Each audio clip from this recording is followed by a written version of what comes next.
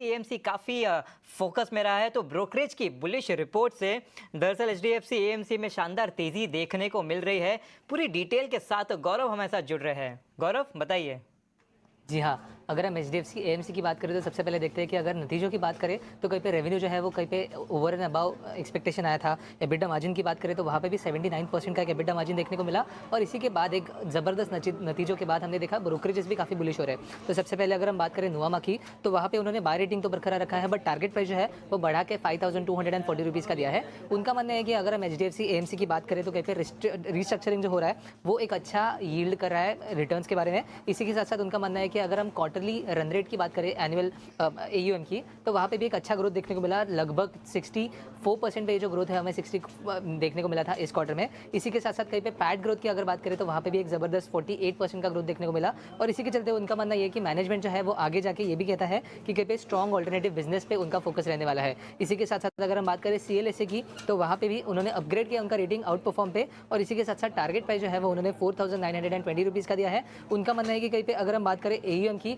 तो एक्सपेक्टेशन से भी काफ़ी ज़्यादा था एयूएम जो है। उसी के साथ साथ ईपीएस में जो ग्रोथ एस्टिमेट्स है वहाँ पे उन्होंने 5 to 9% का जो है ट्वीक किया है अगले 2 सालों के लिए, क्योंकि उनका मानना है कि कहीं पे टैक्स रेट तो जो था इस क्वार्टर में वो वन ऑफ था, आगे जाके नॉर्मलाइजेशन देखने को मिल सकता है। और इसी के साथ साथ एक प्रेफर्ड एएमसी के रूप में वो देखते हैं एचडीएफसी एएमसी को फिलहाल के रूप में। इसी के साथ साथ अगर हम बात करें जेफरीज की तो वहाँ पे भी हमने देखा कि टारगेट प्राइस जो है वो बढ़ा के 5450 रुपीज़ का किया था। उन्होंने भी कहीं पे 4 to 8% से जो एस्टिमेट्स है एयूएम का वो बढ़ा दिया है। और इन्वेस्टमेंट इनकम में भी उन्होंने कहीं पे ट्वीक किया है, क्योंकि उनका मानना है कि आगे जाके मार्केट शेयर तो इंप्रूव होगा ही, और ऑपरेशनली ये जो स्ट्रॉन्ग क्वार्टर था इसकी वजह से एक कॉन्फिडेंस जो है वो भी उन्हें बिल्डअप होते हुए देखने को मिल रहा है। अगर हम ओवरऑल इंपैक्ट की बात करें तो एक अच्छा ट्रैक्शन आज एचडीएफसी एएमसी में देखने को मिला था। एक ग्रोथ जो है वो हमने स्टॉक प्राइस में देखा है। तो आगे जाके ये देखना काफ़ी ज़्यादा ज़रूरी रहेगा कि ये जो मोमेंटम है वो ऐसे ही कंटिन्यू रहेगा या कहीं पे जो इस पे कैप जो है वो हमें आज के दिन में देखने को मिलता है या नहीं।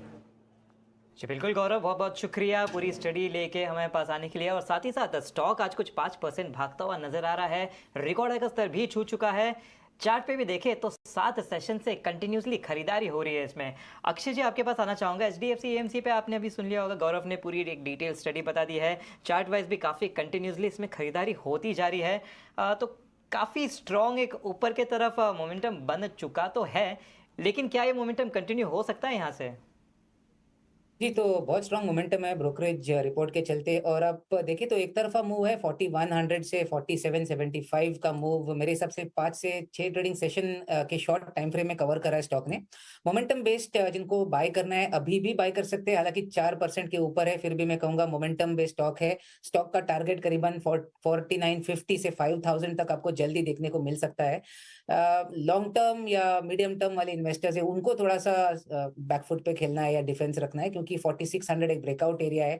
ये मोमेंटम ड्रिवन स्टॉक है, तो छोटे टारगेट्स रहेंगे आपके लिए। स्टॉप लॉस में कम से कम आपको 4500 के नीचे रखना पड़ेगा लॉन्ग पोजीशंस पे। तो बाय करने की रणनीति बना के ही चलना है, बट मोमेंटम चेजर्स के लिए बाय है। बाकी जिनको फंडामेंटली या लॉन्ग टर्म के लिए इन्वेस्ट करना है, उनके लिए थोड़ा-सा डिप के लिए वेट करना ज़रूरी है।